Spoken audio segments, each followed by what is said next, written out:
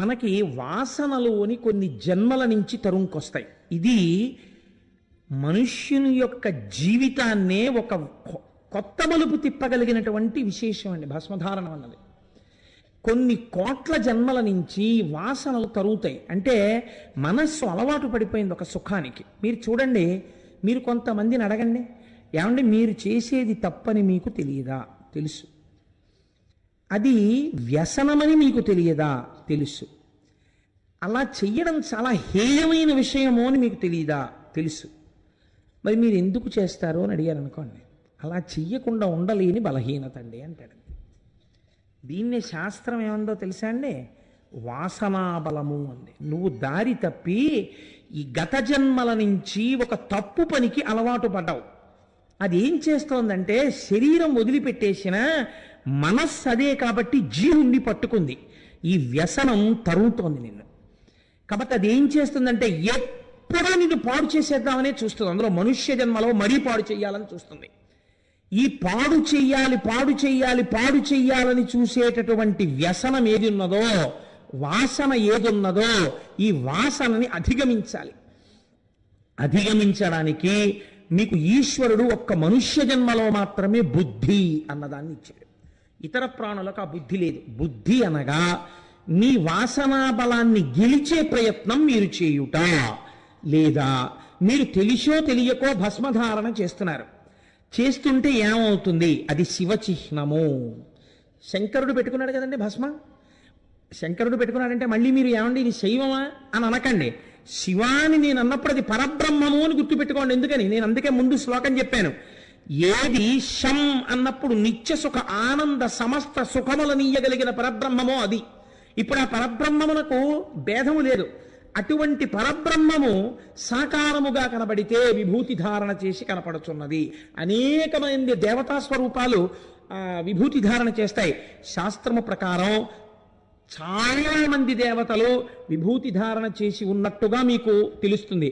తర్వాత తర్వాత తర్వాత తర్వాత అనేకమైనటువంటి మార్గములు లోకంలో వచ్చి అనేక రకములైనటువంటి ఆ చిహ్నములను ధరించడం అనేది లోకంలో వచ్చింది. నేను దాన్ని తప్పు పట్టట్లేదు. అది ఎవరు చేసినా ఒక మంచి పనికే చేశారు. ఎవరు చేసినా ఒక తత్వాన్ని చూపించడానికే చేశారు. అందులో దోషం ఉందని కానీ ఇది గొప్ప అది తక్కువ అని కానీ నేను ఎంత మాత్రమో ప్రతిపాదన చేయడానికి సిద్ధంగా లేను. కాబట్టి చూడండి, ఇప్పుడు ఆ విభూతి ధారణ చేస్తే మీకు ఉన్నటువంటి వాసనాబలమును మీరు గెలవగలిగిన సందర్భాన్ని ఈశ్వరుడు ఇస్తాడు. ఇదే పాపక్షయం అంటే. మీకు నేను ఒక ఉదాహరణ చెప్తాను. ఇంతసేపు నేను నోరు కొట్టుకుని అరిచే కన్నా ఒక ఉదాహరణ చెప్తే మీరు పట్టుకుంటారు. నిన్నటి రోజునో మొన్నటి రోజునో నేను అరుణాచలం గురించి చెప్తూ మీకు అరుణగిరినాథర్ గురించి చెప్పాను. సుబ్రహ్మణ్యేశ్వర స్వామి వారి యొక్క దర్శనాన్ని పొంది ఆయన సుబ్రహ్మణ్యుడి మీద స్తోత్ర రచన చేశారు అని. అరుణగిరినాథర్ జీవితం ఏమిటో తెలుసా అండి? ఆయన ఒక వేశ్యాపుత్రుడు. ఆ వేశ్య ఒక పురుషుడితో భోగించడం వల్ల అరుణగిరినాథర్ పుట్టారు.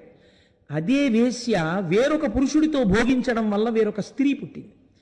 కానీ ఆవిడ వేశ్య కనుక పురుషులు పితృత్వాన్ని అంగీకరించలేదు, భోగించి వెళ్ళిపోయారు.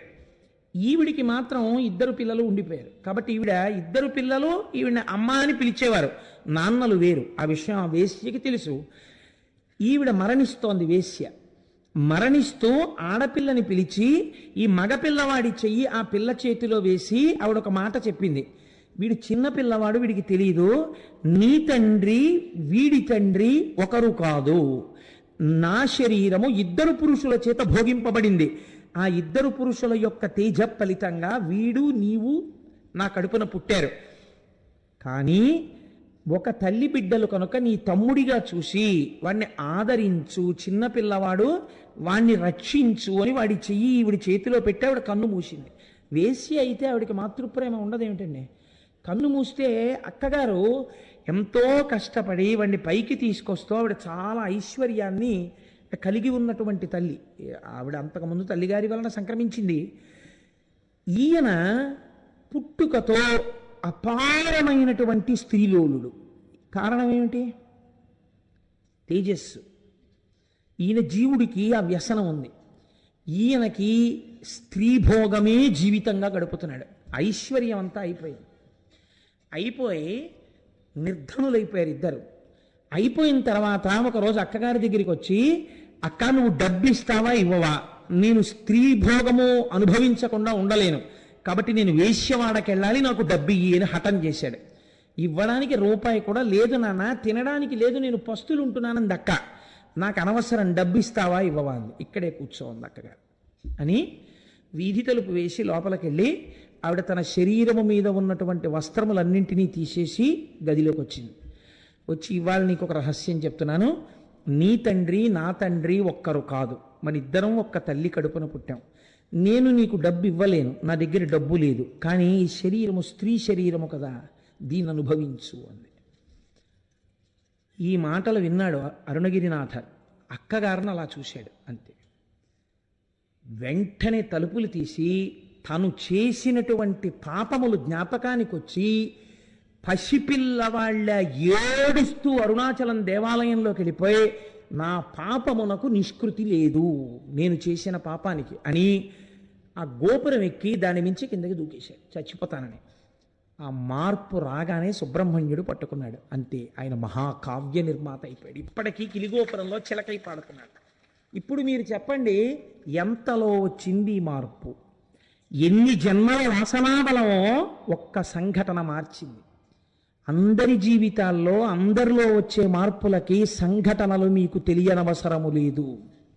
కానీ శాస్త్రం అంది భస్మ, అది నీ పాపములను తీయగలదు. నీ పాపములే ప్రతిబంధకములుగా వచ్చి ఈశ్వరుణ్ణి చేరకుండా భోగాల వైపుకి తిప్పేస్తున్నాయి.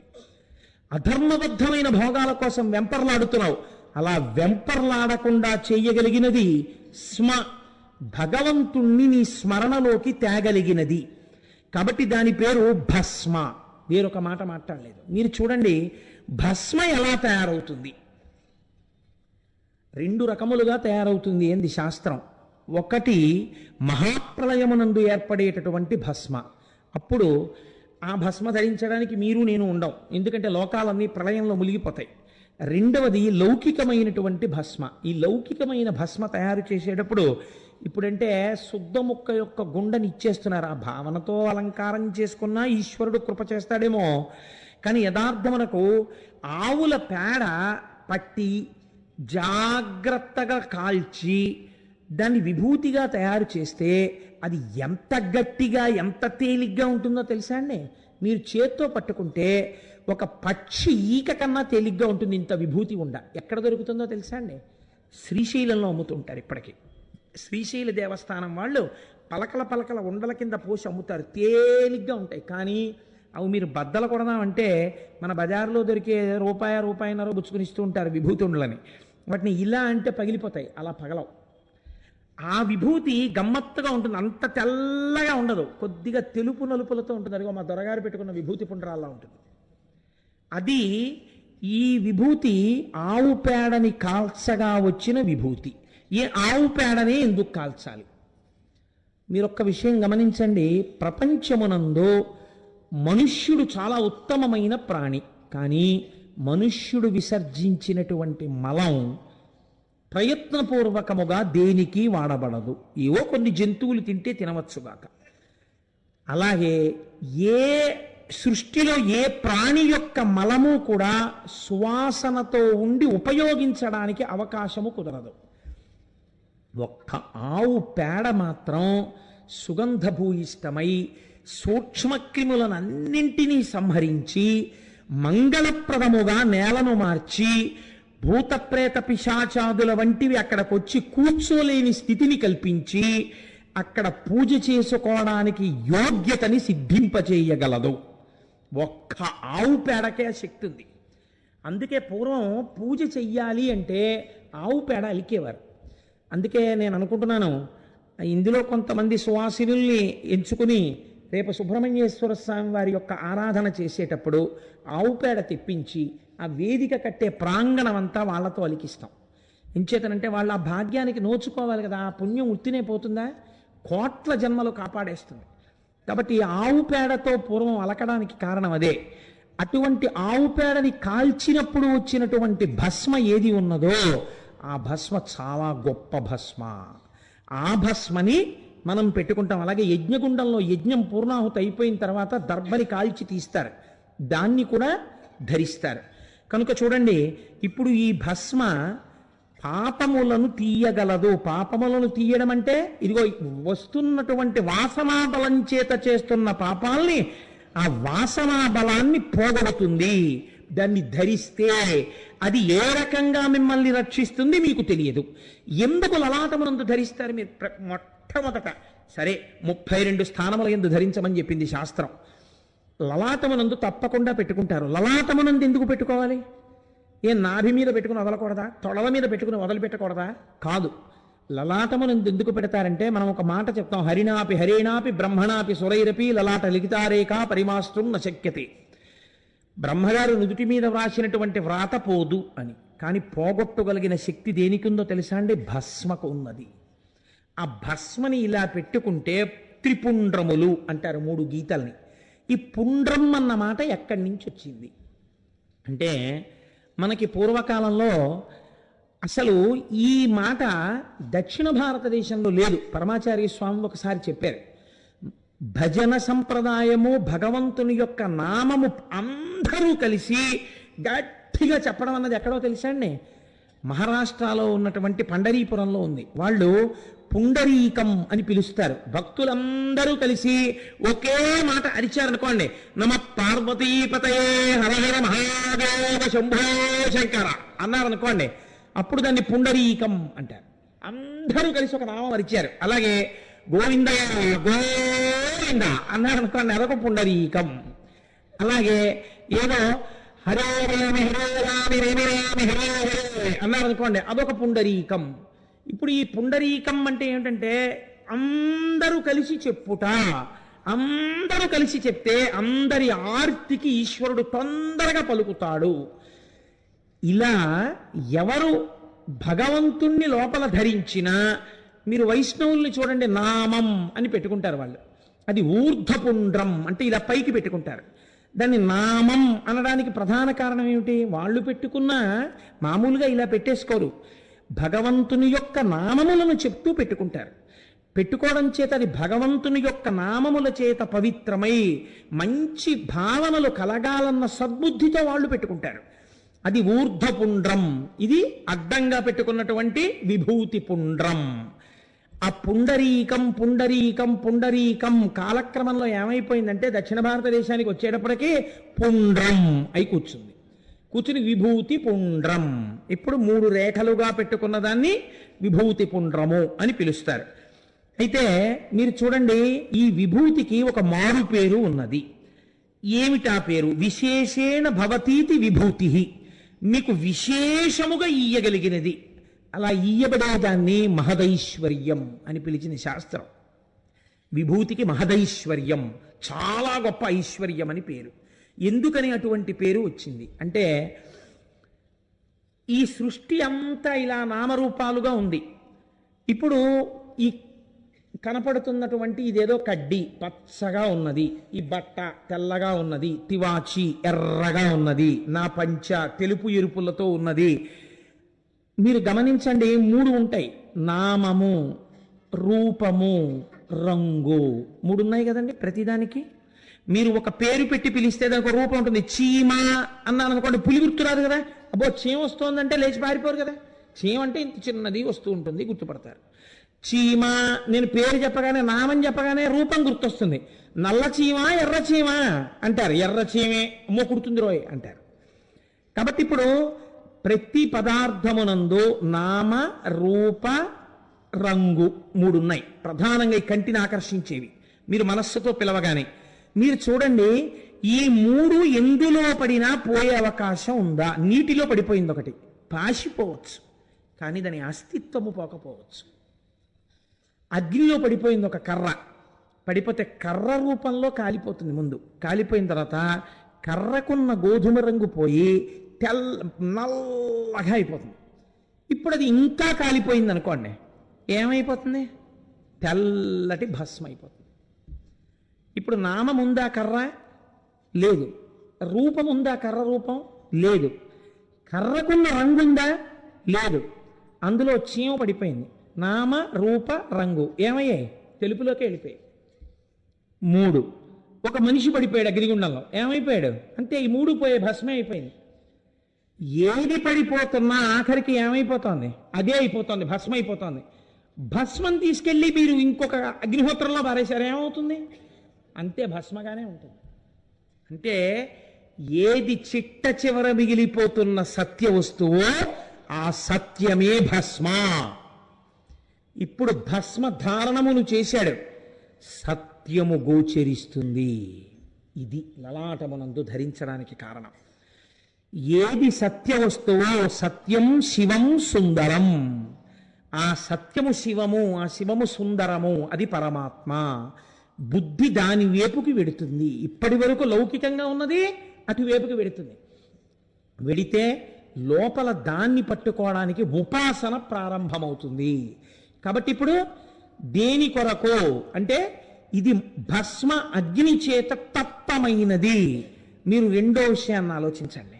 శ్రీకరంచ పవిత్రంచ అంటున్నారు మీరు. పవిత్రం ఎలా అయినది అంటే సమస్త దోషములు పోతే కదండి పవిత్రం అంటాం. ఏదైనా దోషం ఉందనుకోండి, ఆ దోషం పోతే పవిత్రం అంటాం. నాకేదో కడుపులో బాగులేదు, శుద్ధమైన నీళ్లు తాగాలి అనుకున్నాను. ఏ నీళ్లు తాగుతాను? నీళ్లు బాగా కాచి చల్లార్చుకుని తాగుతాను. నీటిని కాచేయగానే శుద్ధమైపోయాయి అంతే.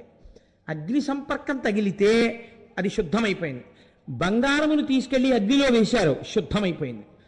మీకు ఏదైనా వస్తువు అగ్నికి తగిలింది అనుకోండి, శుద్ధమైపోతుంది. ఒక గడుసరికి ఒక మాట రాశాడు, అసలు లంకాదహనం హనుమెందుకు చేశారో తెలుసా మీకు అన్నాడు ఆయన.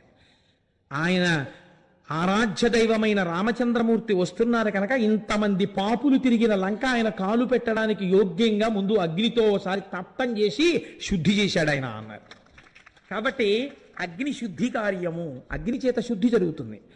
కాబట్టి ఇప్పుడు అగ్ని సంపర్కము కలిగినది విభూతి కదండి. విభూతి ఎందే ఉంది, అగ్ని సంపర్కం ఉంది, అగ్ని చేత కాలిపోయి ఉండిపోయింది అది. ఇప్పుడు దాన్ని మీరు ధరిస్తే మీ ఎందేది ప్రకాశిస్తుంది? జ్ఞానాగ్ని ప్రకాశిస్తుంది. ప్రకాశించడానికి యోగ్యముగా మీరు మీ ఉపాధిని సిద్ధం చేస్తున్నారు. కాబట్టి దీన్ని ఋతుమంతమును చేస్తున్నారు. సత్యం తెలుసుకోవడానికి మీరు దీన్ని వాడుతున్నారు. ఈ లోకాలన్నీ లయమైపోతే ఏముంది? భస్మ ఉంది. లోకాలన్నీ సృష్టి చేసేటప్పుడు మొదట ఏముంది? ఈశ్వరుడి దగ్గర భస్మ ఉంది. అంతే కదండి. నిన్న రాత్రి నేను నా జేబులో చూసుకుని పడుకునేటప్పటికీ 100 రూపాయలు ఉంది. పొద్దున్న లేచి చూసినప్పటికి ఎంత ఉంటుంది? వడ్డీ ఏముండదు, 100 రూపాయలే ఉంటుంది. Closing balance, opening balance. కాబట్టి నిన్న ఈశ్వరుడు లోకాలను లయం చేస్తే నిన్న లోకం లయం అయిపోయేటప్పటికి ఏముంది? భస్మ ఉంది. సృష్టి మొదలెడదాం అనుకున్నాడు, ఏముంది? భస్మ ఉంది. సృష్టి ఎందులోంచి ప్రారంభం అవ్వాలి? ఇప్పుడు భస్మలోంచే ప్రారంభం అవ్వాలి. కాబట్టి ఇప్పుడు భస్మ యొక్క అణువుల యందు ఏమి ఉన్నది? సమస్త సృష్టికి సంబంధించినటువంటి తేజస్సు నిక్షిప్తమై ఉన్నది. అది ఈశ్వర సంకల్పము చేత పునఃసృష్టి అవుతుంది. అందుకే మీరు తమిళనాట ఏ దేవాలయానికి వెళ్ళినా చేతిలో విభూతి వేస్తారు. విభూతి వేయడం వెనకాతల ప్రధాన కారణం ఇదే. పరమైశ్వర్యం అంతా దాంట్లోంచే వస్తుంది. మొదట ఏమొస్తాయి? పృథివాపస్తేజో వాయురాకాశాలు వస్తాయి. అందుకే మీరేమంటారు? అగ్నిరితి భస్మ, వాయురితి భస్మ, జలమితి భస్మ, స్థలమితి భస్మ, వ్యోమేతి భస్మ, సర్వగుంభవా యదుగుంభస్మ, మనోవంగ్మన చక్షు మనోవంగ్మన ఇత్యేగాది చక్షుగంసి కరణాని భస్మాని అంటున్నారు. అగ్నిరితి భస్మ, అగ్ని భస్మ, వాయురితి భస్మ, వాయువు భస్మ, స్థలమితి భస్మ, పృథివీ భస్మ, వ్యోమేతి భస్మ, ఆకాశం భస్మ, జలమితి భస్మ, నీరు భస్మ, అన్ని భస్మే. ఎలా? మీరు జీవయాత్రను చూడండి ఒక్కసారి. జీవయాత్ర యందు క్షీణే పుణ్యే మర్త్యలోకం విశంతి. పోని మంచి మాటలు చెప్తూ నరకం ఎందుకు చెప్పాలి? ఎక్కడో స్వర్గలోకంలో ఉన్నాడు, అయిపోయింది, పుణ్యం కిందకు తోహించారు. ఇప్పుడు తనకి మళ్ళీ పాపపుణ్యములు చేయడానికి ఒక ఉపాధి కావాలి, మనుష్య శరీరంలోకి రావాలి. ఈశ్వరుడు మనుష్య శరీరం ఇద్దాం అనుకుంటున్నాడు. రావడానికి ఎన్నిటిని మారుతాడో తెలుసా అండి? ముందు ఆయన లోపల సూక్ష్మమైనటువంటి శరీరాన్ని పొందుతాడు. అగ్నితప్తమై స్థూలదేహం పోయింది, సూక్ష్మదేహంతో ఉన్నాడు. అగ్నిరితి భస్మ, ఐశ్వర్యం, ఈ లోపల ఉన్న ఐశ్వర్యం ముందు అగ్ని అయింది. వాయురితి భస్మ, ఆ తర్వాత గాలిలోకి ప్రవేశించాడు. జలమితి భస్మ, మేఘమండలంలో ఉన్న జలబిందువులోకి వెడతాడు. స్థలమితి భస్మ, ఒక భూమి మీద ఒక చోటున పడతాడు. వ్యోమేతి భస్మ, దాని యందు అంకురమై ప్రకాశిస్తాడు. ప్రకాశించి అందులోంచి పైకొస్తాడు. అందులో ఒక కాయో పండో అవుతాడు. అది ఒక పురుషుడు తింటాడు. ఆ పురుషుడు యొక్క సమస్త దేహమండలమునందు నిండిపోయిన తేజస్సు అవుతాడు. అందుకే మళ్ళీ ఒక పురుషుడుగా పుట్టాలంటే ఒక పురుషుని యొక్క హృదయస్థానము నుంచి తేజస్సు కదిలితే కొడుకుగా పుడతాడు. అందుకే ఆత్మా వైపుత్రనామాసి. కాబట్టి ఇప్పుడు సృష్టి అంతా ఎలా జరుగుతోంది? అగ్నిరితి భస్మ, వాయురితి భస్మ, స్థలమితి భస్మ, జలమితి భస్మ, వ్యోమేతి భస్మ, అంతా భస్మరూపంగానే జరుగుతోంది. కాబట్టి పంచభూతాలు, సమస్త సృష్టి, సమస్త ఐశ్వర్యము ఎందులో ఉన్నాయి? ఇందులోనే ఉన్నాయి. దీనిని నేను ధరించుచున్నాను అంటే ఏమంటే ఇది ధరిస్తే అమెరికా అధ్యక్షుడు అయిపోతాడా? అయిపోక్కర్లేదు. మీరు బాగా గుర్తుపెట్టుకోండి. ఎందుకంటే ఆ పదవి అది కాదు. ఐశ్వర్యము అన్న మాటకు అర్థం ఏమిటో తెలుసా అండి?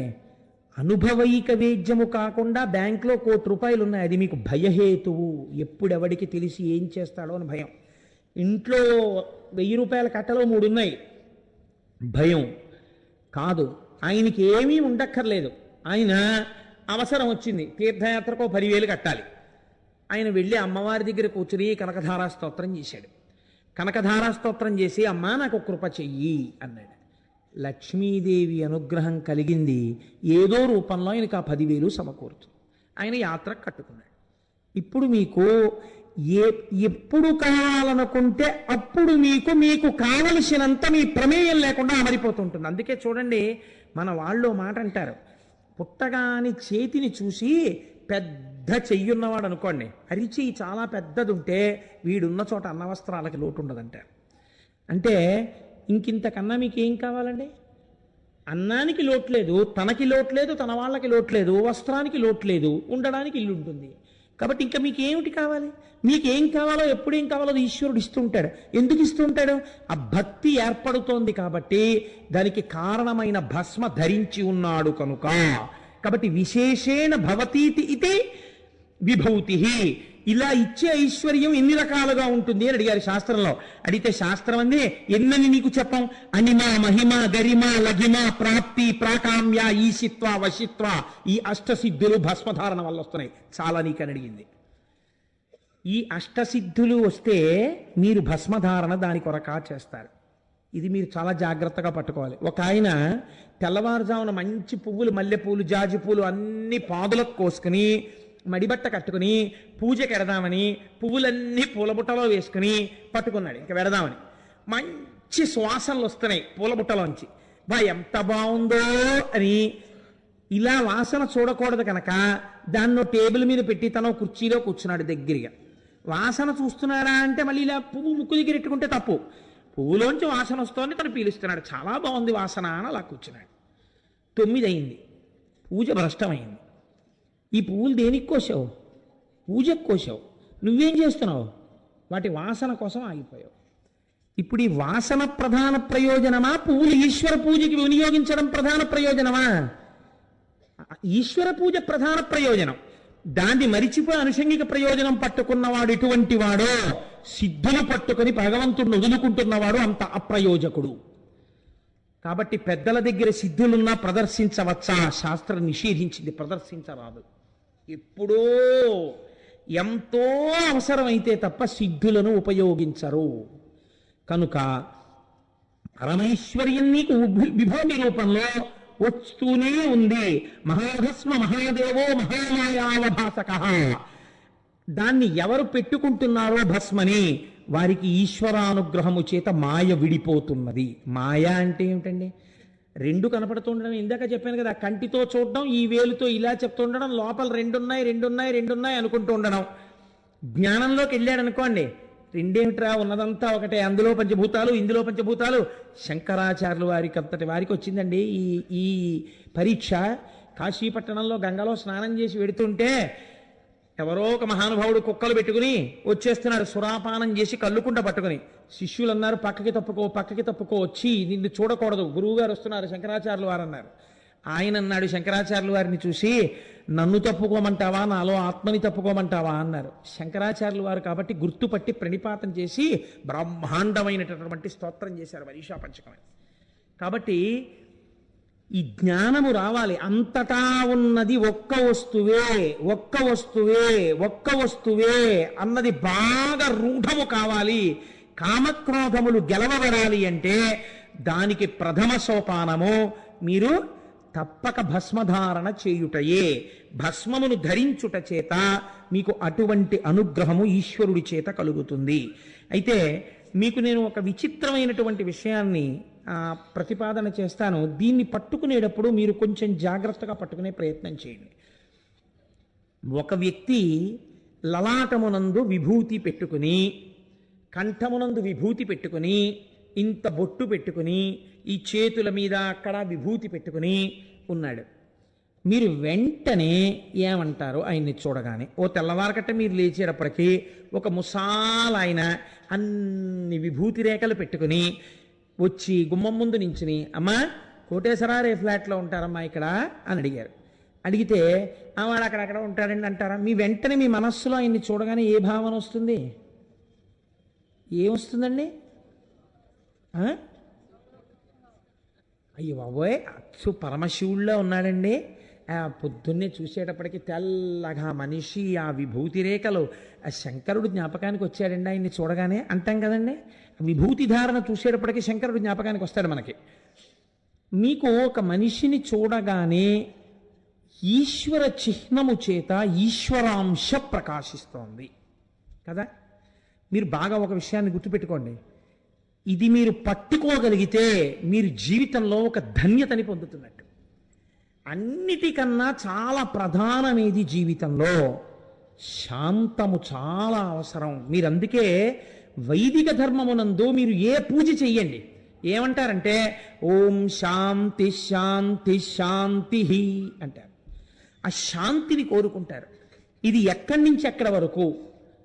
ఎంత పెద్ద పదవిలో ఉన్నవాడైనా ఏం కోరుకుంటాడంటే శాంతిని కోరుకుంటాడు. ఎంత చిన్న ప్రాణైనా ఏం కోరుకుంటుందంటే శాంతినే కోరుకుంటుంది తప్ప అలజడితో ఉందాం, ఆందోళనతో ఉందాం, నిద్ర పట్టకుండా ఉందాం అని ఎవరైనా అనుకుంటారండి? ఎవ్వరూ అనుకోరు. ఇంత ఐశ్వర్యం నాకెందుకండి అనేవాడు ఉండొచ్చు, ఇవన్నీ ఎందుకండి అనేవాడు ఉండొచ్చు, నిరాడంబరంగా బతికేవాడు ఉండొచ్చు, ఐశ్వర్యంలో ఉండేవాడు ఉండొచ్చు. కానీ ఆ పై స్థాయి నుంచి ఈ కింద స్థాయి వరకు ఒకటే ఉంటుంది. ఏమిటి? శాంతిని కోరడమే ఉంటుంది. అందరూ శాంతిని అడుగుతారు, నాకు శాంతిగా ఉండాలనుంది అంటారు. ఈ శాంతి నవరసముల యందు శాంతము అని చెప్పబడింది. శాంతము లేక సౌఖ్యము లేదు సారసాదాళ నయన అన్నారు త్యాగరాజస్వామి. ఈ శాంతము మీకు చాలా అవసరము జీవితమునందు. మీరు ఉద్రేకపడుతూ ఆందోళన పడుతూ ఉద్ధతితో ఉండరాదు. కొంతమందిని మీరు చూడండి, ఎప్పుడు బిజీగా ఉన్నట్టుగా ఉండడం కొంతమంది ఇష్టపడతారు. ఏమీ ఉండదు, వడ్ల గింజలో బియ్యపు గింజ. కానీ మీరు ఆయన్ని పలకరించారనుకోండి, ఆయన ఎప్పుడు ఏది ప్రతిపాదన చేస్తాడంటే నేను చాలా బిజీ అండి అంటాడు. ఏమిటి బిజీ? నిజంగా ఆయన ఏం చేస్తాడో తెలుసా అంటే పడుకుంటాడు ఇంటికి వెళ్ళి, అంతే. వాడు పలకరించేవాడు ఉండడం. అలా నిజంగా ఎవరు ఇంటికి వచ్చేరు ఆయనకి, అలా ఆయన్ని ఏమి ఇబ్బంది పెట్టేసేవాళ్ళు ఉండరు. ఆయనకు అంత బిజీగా ఉండవలసిన అవసరం ఏం లేదు ఆయనకి. కానీ ఈ pretends as though he's busy, ఇది ఒక తప్పు లక్షణం. ఏమిటో చాలామందికి ఇవాళ ఏమనుకుంటారంటే, ఎవరైనా కొంచెం హాయిగా ప్రశాంతంగా ఏదో ఆఫీస్కి వెళ్ళి ఇంటికి వచ్చి కాసేపు చక్కగా హాయిగా ఏదో శివ పంచాక్షరియో ఏదో చేసుకుని కాసేపు లేకపోతే సంధ్యావందనం చేసుకుని సాంబ సదాశివ సాంబ సదాశివ సాంబ సదాశివ సాంబ శివ అనుకుంటూ ఉన్నారనుకోండి, ఉంటే ఆయనకి ఏం పెద్ద వర్క్ అది ఏం ఉండదులా ఉందండి, హాయిగా ఇంటికి వచ్చి కూర్చుని అలా ఉంటాడు. మాదంతా బిజీ లైఫ్ అండి.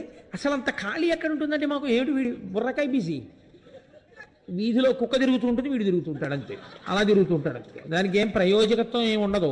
వాడిని పాడు చేయ వీడిని పాడు చేయ, ఎవడో దొరుకుతాడు తేరగా, వాడి ఇంటికి వెళ్ళిపోయి వాడిని ఎత్తికి కూర్చుంటుంటాడు తప్ప అవసరమై. అందుకే శాస్త్రంలో చాలా తప్పు పనుల్లో పని ఏమిటో తెలుసా అండి? ఎదురింటి గడియ కొట్టుట. అంటే నువ్వు ఎందుకు కొట్టాలి అవసరం లేకుండా? అసలు ఆ పని చేయకూడదు. గడియ కొట్టడం ఏమిటి? నువ్వు వస్తున్నావు వాళ్ళకి తెలిసి ఉండాలంటే ఇవాళ ఈయన వస్తారు, ఏదో పని ఉందన్నమాట, కాబట్టి వారు ఇవాళ వస్తారని వాళ్ళు తలుపులు తెరిచి నీ కొరకు ఉండాలి. నువ్వు వెళ్ళి గడియలు కొడుతున్నావు అంటే వాళ్ళు నువ్వు వస్తామని అసలు నీ గురించి చూడటం లేదంటే వాడిని పాడు చేయడానికి నువ్వు వెళ్ళావు, వాడు ఏదో పనిలో ఉన్నాడు నువ్వు వెళ్ళావంటే. ఎప్పుడో తప్ప అలా వెళ్ళకూడదు. కాలింగ్ బెల్ అయినా అంతే ధర్మశాస్త్రం కదండి. కాబట్టి ఏదో తలుపేసి ఉండి వస్తానన్నప్పుడు కొడితే తప్పు లేదనుకోండి, అది ఎగ్జంప్షన్. అలాగని నేను నిజంగా ఎవరినైనా రమ్మన్న వాళ్ళు ఇలా అన్నాడు కదా అంటే వెళ్ళిపోకండి, రమ్మన్న వాళ్ళైతే. కాబట్టి ఈ బిజీ అన్న మాట ఒక తప్పు మాట. మీకు నేను ఒక మాట చెప్పనండి, ఈ కృతకమైనటువంటి బిజీకి అలవాటు పడితే ఏమవుతుందంటే అందులోంచి బి వస్తుంది. బి అంటే తేనెటీగ. తేనెటీగ బిజీ ఒకటే. ఏమిటి దాని పని? అన్ని పువ్వుల మీద వాడడం, తేనె తాగడం. ఈయన పని కూడా అంతే. ఎప్పుడు ఏం తెద్దామని చూస్తుంటాడు. అక్కడికి వెళ్ళా, ఇక్కడికి వెళ్ళా, ఇక్కడికి వెళ్ళా, అక్కడికి వెళ్ళా. అపరిగ్రహము అని ఒక మాట ఉంది. నీకు కావలసిన దానికన్నా అనవసరమైన దానికి వెంపర్లాడకు. మీరు ఎప్పుడూ ఒకటి గుర్తుపెట్టుకోండి, మీకు కావలసినంత ధనాన్ని మీరు ఖర్చు పెట్టుకోకపోతే మీరు స్వయం ద్రోహులు, మీకు మీరు ద్రోహం చేసుకున్నవారు. మీకు కావలసిన దానికన్నా ఎక్కువ ఖర్చు పెట్టిన వాడు భవిష్యత్తరవలకు ద్రోహము చేసినవాడు. వాడికి ఉండవలసిన రూపాయి మీరు తినేశారు. ఈ రెండిటికి మధ్యలో సమతౌల్యం పాటించాలి. ఏదైనా సరే, అడుగు తీసి అడుగేసినా సరే, ఓ మాట మాట్లాడినా సరే. కాబట్టి ఇప్పుడు ఏమైంది, ఆ బి, ఆ తేనెటీగ ఏం చేస్తుంది? అన్ని పువ్వుల దగ్గరికి పెడుతుంది, తేనెట్టుకొస్తుంది. చక్కగా మైనంతో పెద్ద పట్టు కడుతుంది. ఆ పట్టు కట్టి అందులో పెడుతుంది. అందులో పెట్టి ఆ గదులన్నీ మోస్తుంది. ఇదంతా ఏంటి?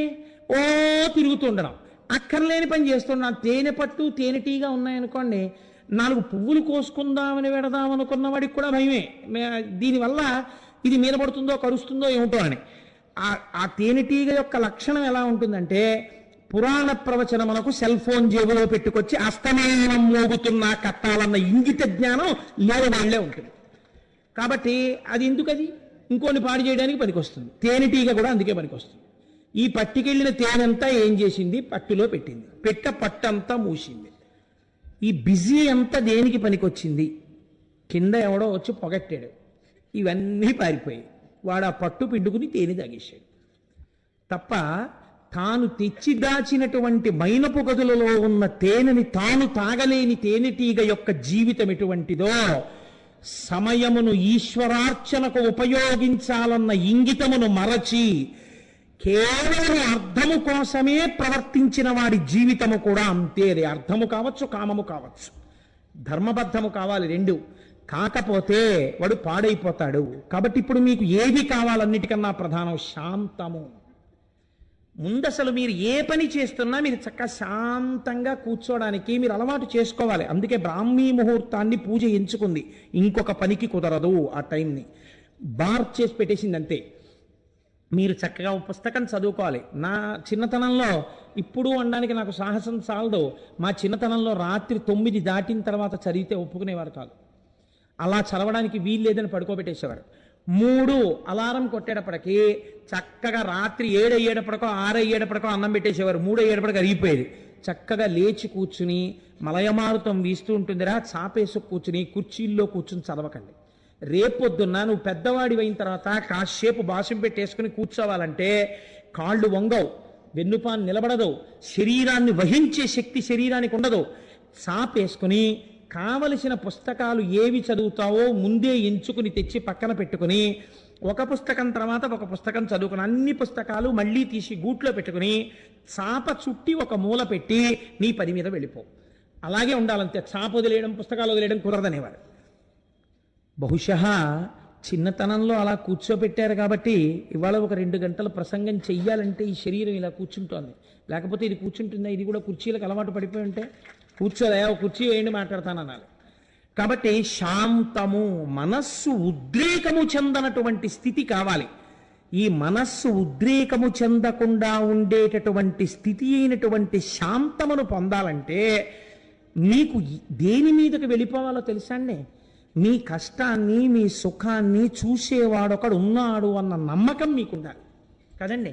మీరు చూడండి, బజారు చాలా హడావిడిగా ఉంటుంది, ట్రైన్ టైం అయిపోతూ ఉంటుంది, బస్సు టైం అయిపోతూ ఉంటుంది. లేకపోతే వీళ్ళు కారు దిగేటప్పటికి train is about to leave platform number 1 అని అనౌన్స్మెంట్ అవుతుంటుంది. తండ్రి ఒరే రా రా కొడుకు చెయ్యట్టుకు లాక్కెళ్ళిపోతుంటాడు. నాన్న బిస్కెట్ల ప్యాకెట్ కొను అంటాడు కొడుకు.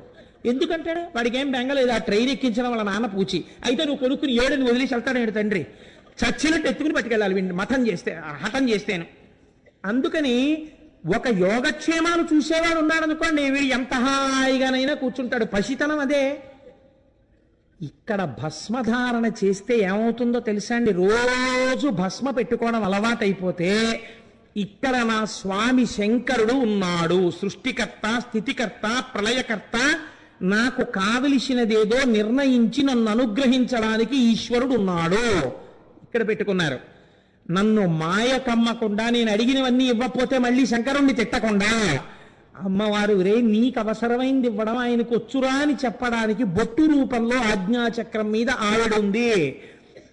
నా తల్లిదండ్రులు ఇక్కడే ఉన్నారు, నా బుద్ధి ఎందున్నారు, ఇంకా నేను దేనికి భయపడాలి, దేనికి ఉద్రేకపడాలి? ఎవడో ఉద్రేకపడ్డాడు, అది వాడి కర్మ. నేను ప్రశాంతంగా ఉంటాను, నన్ను చూడ్డానికి నా స్వామి ఉన్నారు, మా అమ్మ ఉన్నది. ఇప్పుడు మీరు దేనిలోకి వెడుతున్నారు బాగా గమనించండి. మీరు శాంతములోకి వెళ్ళడం ప్రారంభమైంది.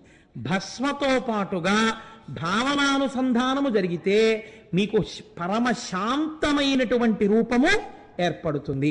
ఇప్పుడు మీరు ఒక్కసారి మొదట్లోకి రండి. మీ మనస్సు తెల్లవారకట్ట పాల ప్యాకెట్ కోసం అని చెప్పి గేటు దగ్గరికి రాగానే అన్ని విభూతి పుండ్రాలు పెట్టుకున్న వ్యక్తి కనపడగానే మనస్సు ఒక్కసారి ఆనందంలో మగ్నమై, వా పొద్దున్నే చక్కగా అన్ని విభూతి పుండ్రాలతోటి శంకరుల్లా కనపడ్డాడు ఎవరో ఆయన అని మీరు ఆనందపడిపోయారా లేదా? A good start of the day కదండి, రోజు చక్కగా ప్రారంభమైంది. అలాగే మీరు ఒక రోజున గుమ్మం కిందకి దిగారు, ఒక పండు ముత్తైదువ 80 ఏళ్ళ ఆవిడ ఇంత పసుపు రాసుకుని, ఇంత బొట్టెట్టుకుని, తెల్లటి కొప్పు నిండా పువ్వులు ఎట్టుకుని, చేతుల నిండా పసుపుతోటి, పాదాలకి పసుపు పారాణితోటి అలా వెడుతూ ఆవిడ ఒక్కసారి గుమ్మం దగ్గర ఆగి, బాబు ఇక్కడ ఫలానా వారి ఇల్లు ఎక్కడ నాయనా అని అడిగింది. మీకు ఆవిడ్ని చూడగానే ఏ భావన వస్తుంది? బా ఇవాళ ఈవిడ్ని చూస్తుంటే పార్వతీదేవిని చూసినట్టుంది అని మీరు దగ్గరికి వెళ్ళే, అమ్మ మీరు ఇలా వెళ్ళండి, నేను రానా అమ్మ చూపించినా, ఇక్కడే ఇలా కుడిపక్క తిరిగితే 3వ ఇల్లమ్మా, మీరు వారికి బంధువులు అవుతారా తల్లి అని ఒకసారి అడిగి, అమ్మ మిమ్మల్ని చూస్తే పార్వతీదేవిలా ఉన్నారు, ఒక్కసారి నమస్కారం చేసుకుంటానమ్మా అంటారు కదండి. ఇలా మీరు ఎందుకన్నారు చెప్పండి? ఎందుకన్నారా అండి? ఆవిడ రాసుకున్న పసుపు, ఆవిడ పెట్టుకున్న కుంకం. అందుకే ఈ జాతి గొప్పతనం ఏమిటో తెలుసా అండి? ఎంత కోటీశ్వరులు అవనివ్వండి, ఒక ఇంటికి వస్తే ఒక ఆడపిల్లకి పెట్టి పంపించేది నుదుటిన బొట్టు పెట్టి పంపిస్తారు. అలా పెట్టి పంపకపోతే అది కుసంస్కారం. పిలిచినప్పుడు బొట్టు పెట్టి పిలవకపోయినా అంతే దోషం. అంతే, ఆ కుంకానికి లొంగిపోయిందంతే మన సంప్రదాయం అంతా. అంత మంగళద్రవ్యం అది.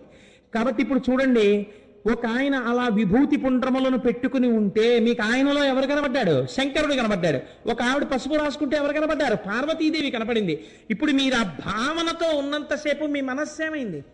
శాంతమైపోయింది. ఈ శాంతమునందు మీరుంటే అవతల వాళ్ళు ఉద్ధతితో ప్రవర్తించారనుకోండి, ఏ కారణం చేతనం ప్రవర్తించిన మీకు వాళ్ళలో పార్వతీదేవే కనపడుతోంది, మీరు నవ్వుతూనే ఉంటారు, మీరు ఏమనలేరు. వీటినైనా పొద్దునేదో పార్వతీదేవిని పట్టించుకున్న ఒప్పించాడు ఊరికే దండాలు ఇవినేనా ఆవిడ అన్నా కూడా, అమ్మో అమ్మవారు నన్ను మాయ చేస్తోంది అంటారు, కానీ ఇలా అంటుంది ఏమిటి ఈవిడ అనుకోరు కదండి. ఇలా దర్శనమే మిమ్మల్ని ఏ స్థాయికి ఎత్తేస్తుందో చూపించింది పెరియ పురాణంలో ఒక నాయనార్ జీవితం. జాగ్రత్తగా మీరు అవధరించండి. ఏనాదినాథ నాయనార్ అని చెప్పి ఒక మహానుభావుడు ఉండేవాడు. ఆయన గొప్ప కత్తి యుద్ధం చేసేవాడు. ఆయన దగ్గర కత్తి యుద్ధం రాజులు కూడా నేర్చుకున్నారు. ఆయన కత్తి యుద్ధం నేర్పడం ఒక్కటే ఆయన వృత్తి. నేర్పి వచ్చిన ద్రవ్యంతో ఆయన అందరికీ భోజనాలు పెడుతుండేవాడు. ఇలాంటి ఏనాదినాథ నాయనార్ ఎప్పుడూ విభూతి పుండ్రములను పెట్టుకుని ఒళ్ళంతా విభూతి రాసుకుని ఉండేవాడు. ఆయన యొక్క కీర్తి ప్రతిష్టలు విని అతిశూరుడు అనబడేటటువంటి వేరొక ఆయనకి కోపం వచ్చింది. కోపం వచ్చి ఒకరోజు ఈయన శివపూజ చేసుకుంటుంటే ఇంటి ముందు నిలబడి, నువ్వు బయటికి రారా, నువ్వో నేనో తేలిపోవాలన్నాడు అనుచరులతో వచ్చి. ఈయన దగ్గర కత్తి యుద్ధం నేర్చుకునే వాళ్ళు ఉన్నారు. 2 వర్గాల వాళ్ళు కలియబడ్డారు. ఈయన ఏనాదినాథ నాయనార్ కత్తి పట్టుకుంటే ఎదురుగుండా ఎవరు నిలబడలేరు, అందరినీ దురుమాడుతున్నాడు, అందరి తలకాయలు తెగిపోతున్నాయి.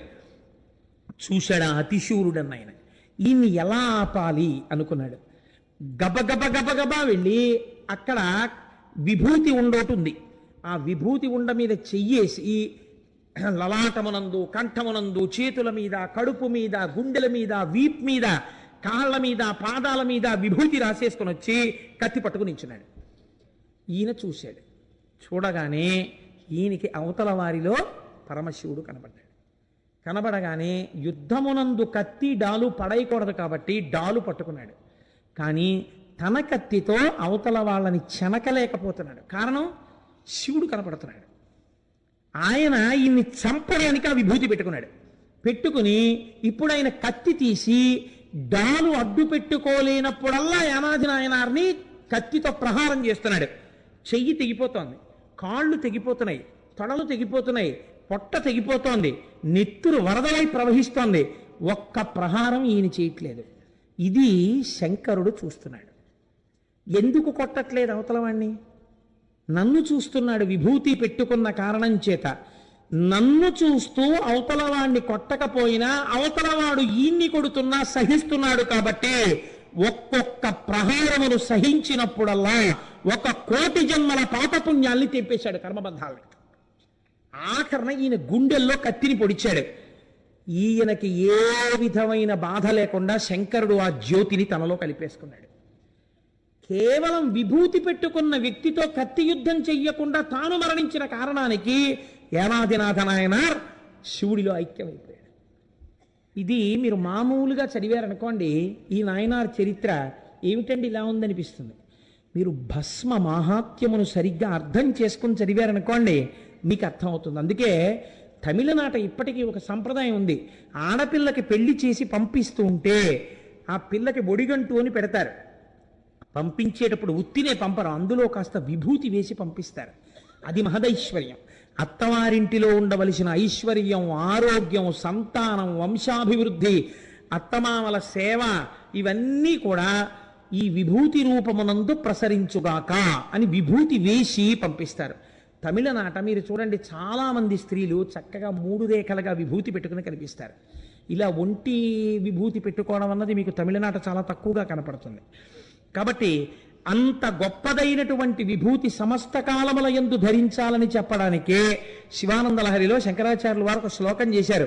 ఆనందాశ్రుభిరాతెనోతి పులకం నిర్మల్యతశ్చాదనం వాచా శంఖముఖస్థితైశ్చ జఠరాపూర్తిం చరిత్రామృతైః రుద్రాక్షైర్భసితేన రక్షవపుషో భవద్భావనా పర్యంకే వినివేశ్య భక్తి జననీం అని ఆ భక్తి జనని ఉందే ఆవిడ మమ్మల్ని సదా రక్షతు, ఎప్పుడూ కాపాడుతుంటుంది. ఎలా? రుద్రాక్షైర్భసితేన, మెడలో రుద్రాక్షలను దాల్చుట, విభూతి పుండ్రములను పెట్టుకొనుట.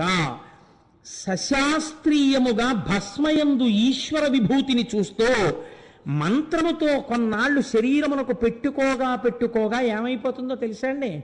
అంగన్యాస కరన్యాసములని మనకు అందుకే వచ్చాయి. శరీరమునందు అవయవములను దేవతలు ఆవహించి ఉంటారు. ఈ విభూతి ఆ దేవతలకి తగులుతుంది. ఇది ఉపాసన బలం విశేషంగా ఉన్నవాళ్ళు విభూతితో రక్షిస్తారు.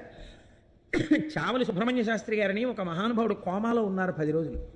ఆయన చంద్రశేఖర పరమాచార్య స్వామి వారికి శిష్యుడు. వాళ్ళ కుమారుడు వెళ్ళి అడిగారు, నాన్నగారు కోమాలో ఉన్నారండి, మిమ్మల్ని నమ్ముకున్న వాళ్ళం అంటే. ఆయన వెంటనే ఒక అరిటాకు అక్కడేసి ఆ అరిటాకు మీద తన ఒళ్ళు ఇలా దులిపారు. దులిపితే ఆయన ఒంటికున్న విభూతి ఆ అరిటాకు మీద పడింది. పడితే అది తీసి పొట్లం కట్టించి ఇది పట్టుకెళ్ళి మీ తండ్రి గారి యొక్క నోట్లో వేస్తే ఆయన వెంటనే లేస్తారు అన్నారు. అప్పటికి 10 రోజుల నుంచి కోమా.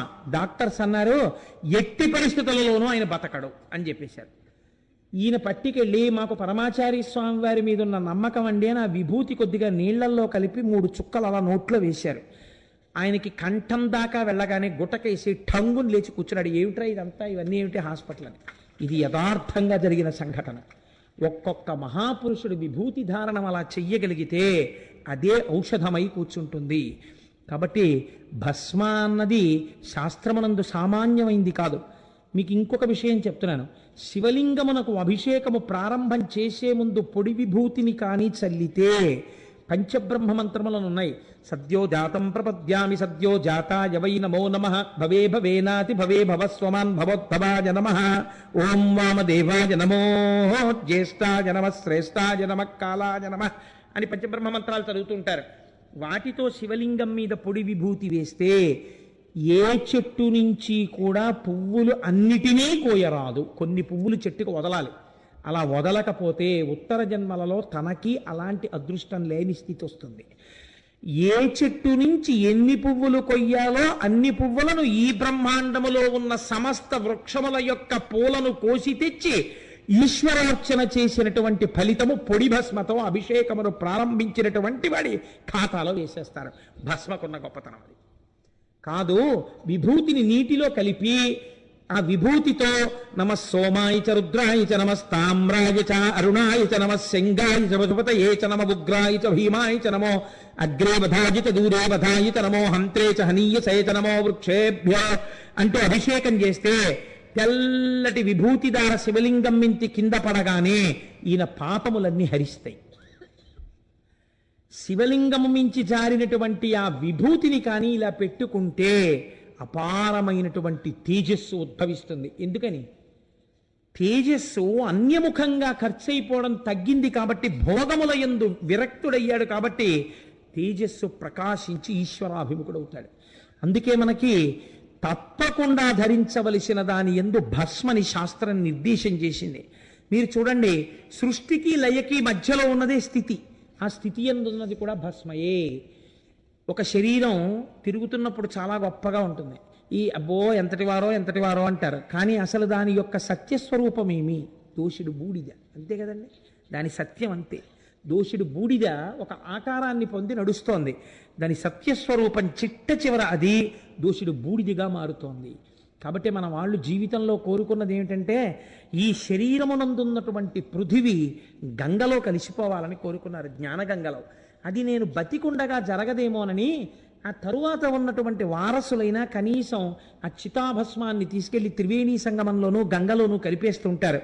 మన వాళ్ళు భస్మయందు ఎంత పూనికతో ఉండేవో పూర్వతరాలు మీరు జ్ఞాపకం చేసుకుంటే భస్మ యొక్క వైభవము చెప్పడానికి ఎన్ని రోజులు చెప్పినా తరగదు. స్కందపురాణం బ్రహ్మోత్తరఖండంలో అయితే ఒక విచిత్రమైన విషయం ఉంది. ఒక బ్రహ్మరాక్షసుడు విభూతి పెట్టుకున్న వ్యక్తిని వచ్చి పట్టుకున్నంత మాత్రం చేత శాప విమోచనం అయిపోయింది. ఆయన పెట్టుకున్న భస్మ అలా పెట్టుకున్నాడు, అంత ఉపాసన బలంతో పెట్టుకున్నాడు. కాబట్టి ఆ భస్మ అంత గొప్పది. మీరు చూడండి, దీనితో పాటుగా మీరు రెండవది ఏది? రుద్రాక్ష. రుద్రాక్ష అనేటప్పటికీ ఎందువల్ల రుద్రాక్ష అంత గొప్పది? నేను మిమ్మల్ని ఈ ప్రశ్న వేశాను అనుకోండి, ఎందుకండి రుద్రాక్షకు అంత గొప్పతనం వచ్చింది అని అడిగితే సాధారణంగా మనం ఒక మాట చెప్తాం, ఇది దోషభూయిష్టం కాదు. ఏదో తపస్సు చేస్తున్నటువంటి శంకరుడి యొక్క కన్నుల వెంట కారినటువంటి జలబిందువులు భూమి మీద పడితే అవి రుద్రాక్ష చెట్లై పైకి లేచాయి.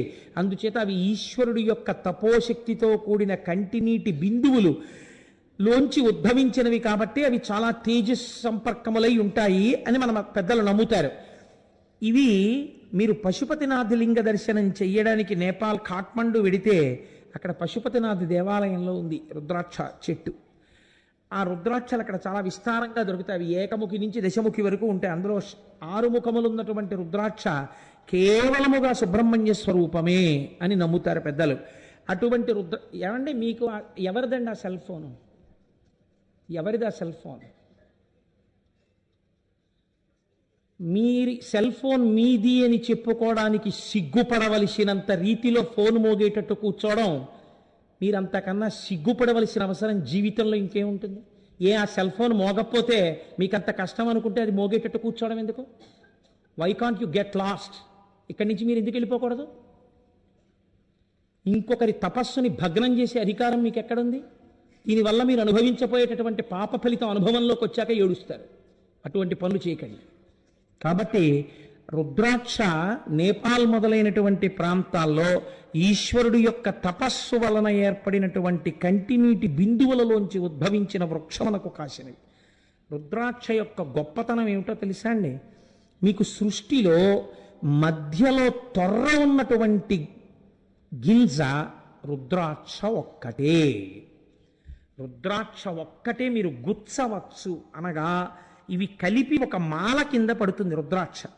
రుద్రాక్షకి ఉన్నటువంటి అపారమైన శక్తి రుద్రాక్ష శరీరము మీదున్నటువంటి చెమట తడితో కలిసిన లేదా స్నానం చేస్తున్నప్పుడు రుద్రాక్ష నీళ్లతో కలిసి శరీరం మీద పడిన శరీరములో ఉన్నటువంటి ముఖ్యమైన అవయవముల యొక్క పనిని నియంత్రించగలిగినటువంటి రక్షించగలిగిన శక్తి రుద్రాక్షకు ఉన్నది.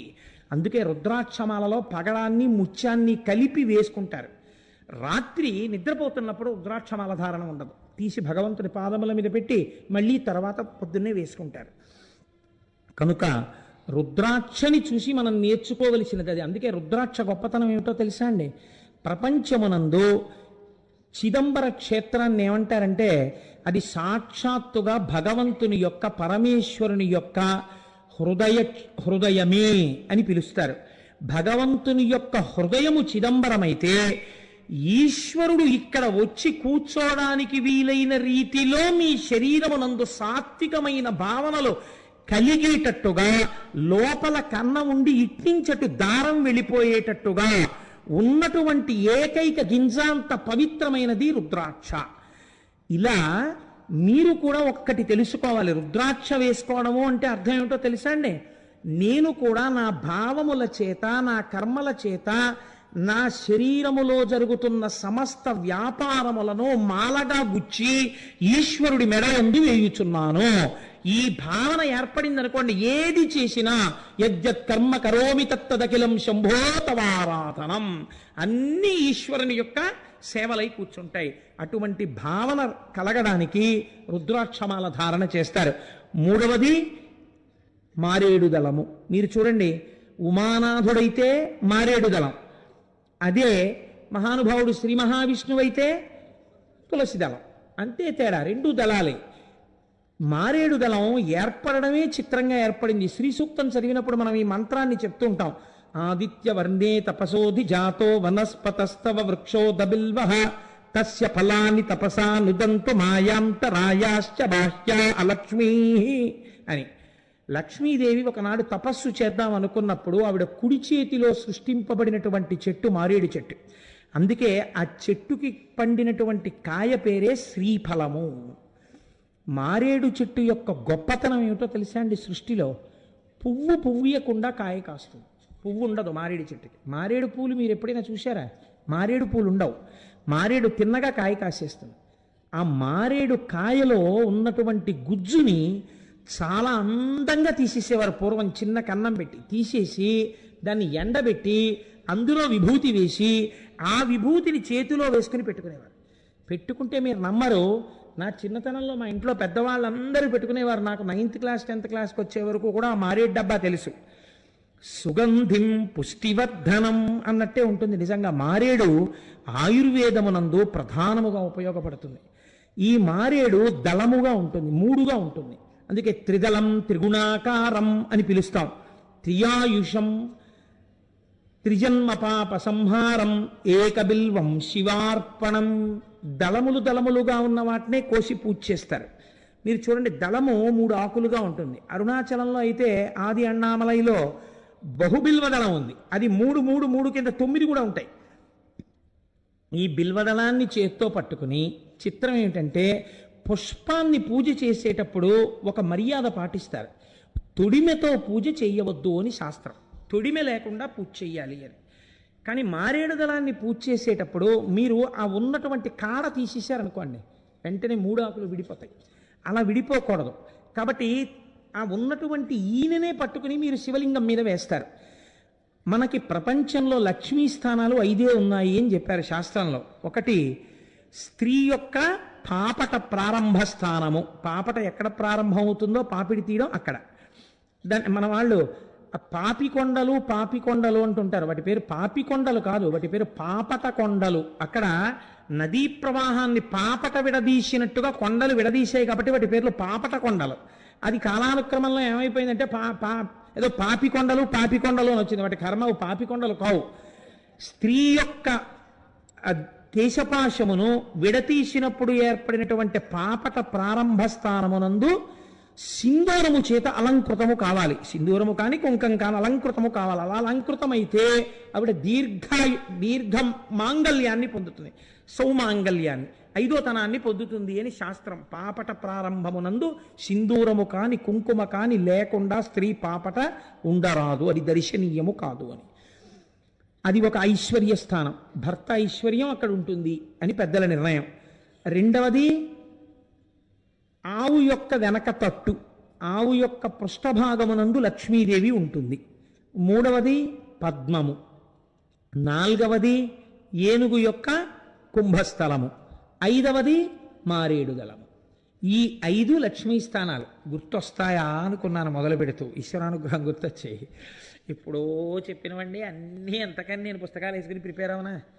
ఈ మారేడు దళాల్లో మారేడు దళానికి ఉన్న గొప్పతనం ఏంటంటే, మీరు ఈయన పట్టుకుని త్రిదళం త్రిగుణాకారం త్రినేత్రం చత్రియాయుషం త్రిజన్మ పాప సంహారం ఏకబిల్వం శివార్పణం అని పడేస్తే, ఆ బిల్వము యొక్క అడుగు భాగం ఈనెలు కానీ శివలింగానికి తగిలితే ఐశ్వర్యం కటాక్షింపబడుతుంది. అందుకే ఇంట్లో ఐశ్వర్యం తగ్గుతున్నా, ఏవైనా పిల్లలకి ఉద్యోగాలు రాకపోవడం ఇలాంటి ఇబ్బందులు ఉంటే 3 ఆకులున్నటువంటి దళములను పట్టుకుని పూజ చేసేవారు. అందుకే పూర్వం ఎలా ఉండేదో తెలుసా అండి? శివాలయానికి వెళ్ళి శివలింగార్చన చేయడం కాదు, మీరు ఒక నదీ స్నానం చేస్తే ఆ నది ఒడ్డున శివలింగం ఉంటుంది. మీరు అందుకే చూడండి, అందరూ అంతరాలయంలోకి వెళ్ళి పూజ చేయగలుగుతారు, చేయలేకపోతారు. అందుకే మీరు హరిద్వార్ వెడితే మీరు స్నానం చేయగానే శివలింగాలు ఉంటాయి, కాశీ వెడితే స్నానం చేయగానే శివలింగాలు ఉంటాయి. మీరు ఇలా స్నానం చేసి మీరు ఇలా అక్కడే ఉన్న గంగ చెంబులో నీళ్లు తీసుకెళ్ళి అలా శివుడి మీద పోసేస్తే చాలు. ఒక్క త్రిదళం త్రిగుణాకారం అంటూ ఇలా వేస్తే చాలు, వెంటనే ఈశ్వరుడు అంటట త్రియాయుషం. బాల్యము, యవ్వనము, కౌమారము, మీ మూడిటిని నువ్వు చూస్తావు. అంటే వార్ధక్యంలో ఉంటే కదా చూడడం.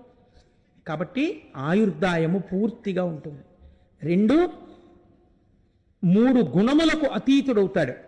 ఈయన శివలింగానికి తగిలితే ఐశ్వర్యం, శివలింగం మీద బోర్లా పడితే జ్ఞానం.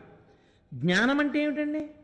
విశ్వం పశ్యతి కార్యకారణతయా స్వస్వామి సంబంధత అంటారు శంకరాచార్యుల వారు. జ్ఞానము అంటే యథార్థమైన వస్తువు గోచరమగుట. యథార్థమైన వస్తువు గోచరమవడానికి భగవద్ అనుగ్రహం ఉండాలి. భగవద్ అనుగ్రహం ఉంటే తప్ప మీకు సత్యము ఎరుకలోకి రాదు, భగవంతుడు ఎరుకలోకి రాడు, భక్తి నిలబడదు.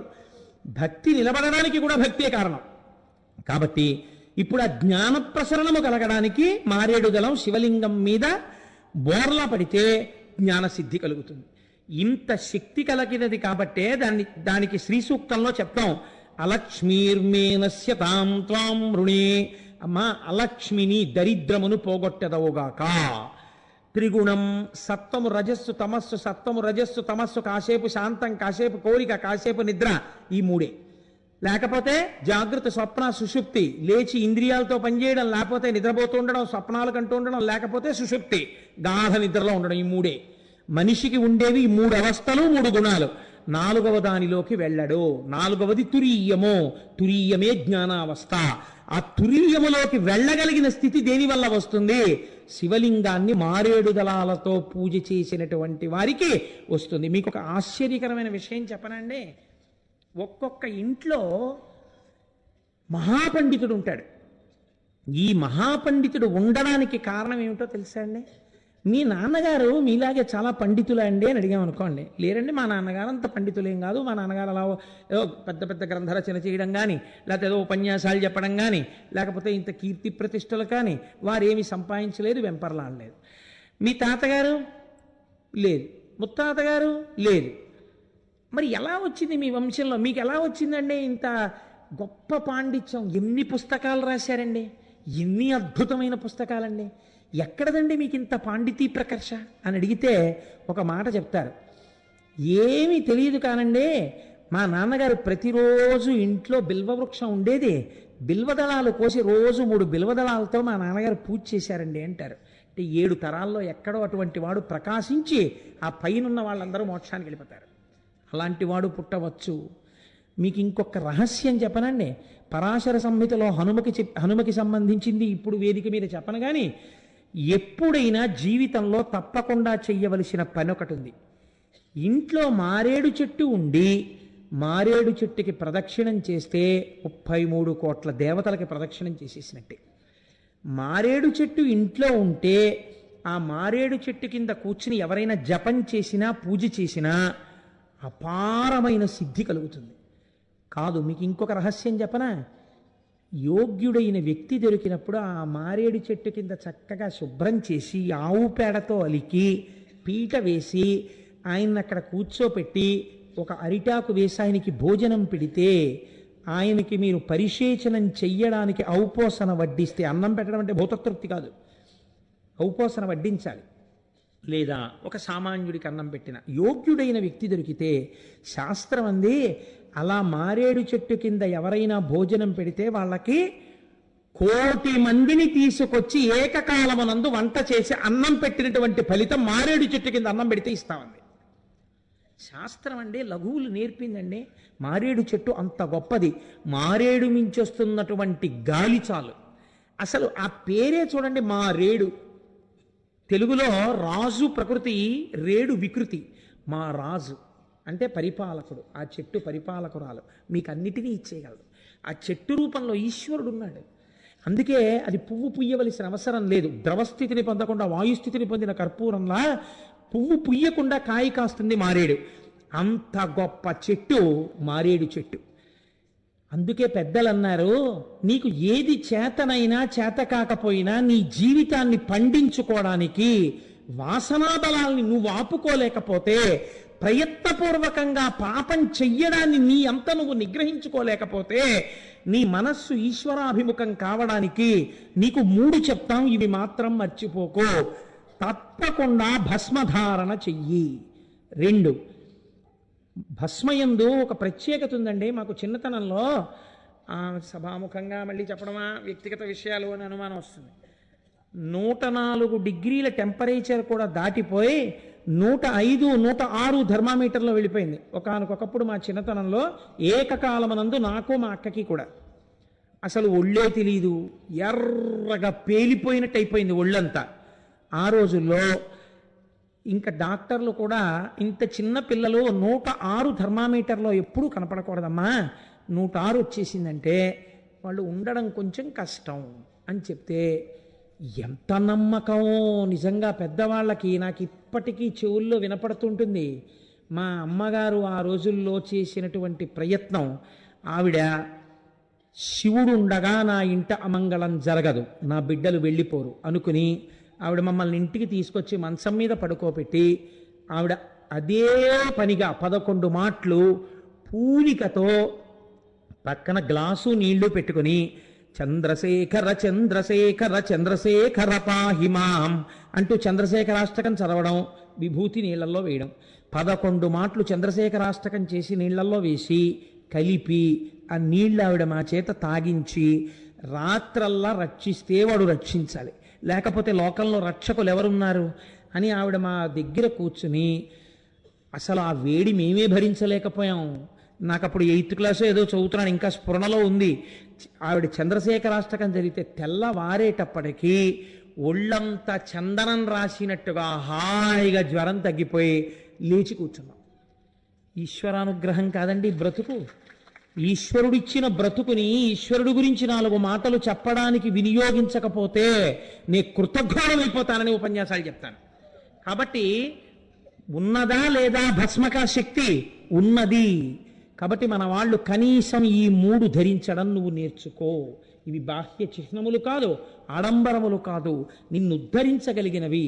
కాబట్టి భస్మధారణము, రుద్రాక్షలు మెడలో వేసుకొనుట, తప్పకుండా మారేడు దళములతో శివలింగార్చన ఒక్కసారైనా జీవితంలో చేయుట తప్పకుండా చెయ్యి అని. కాబట్టి ఇవాళ మనం శివార్చనకి సంబంధించినటువంటి కొన్ని ముఖ్యమైన విషయాల్ని ప్రతిపాదన చేసి ఉన్నాను. రేపు కూడా శివ సంబంధమైనటువంటి కొన్ని ముఖ్యాతి ముఖ్యమైన విషయములను మీకు ప్రతిపాదన చేసే ప్రయత్నాన్ని చేస్తాను.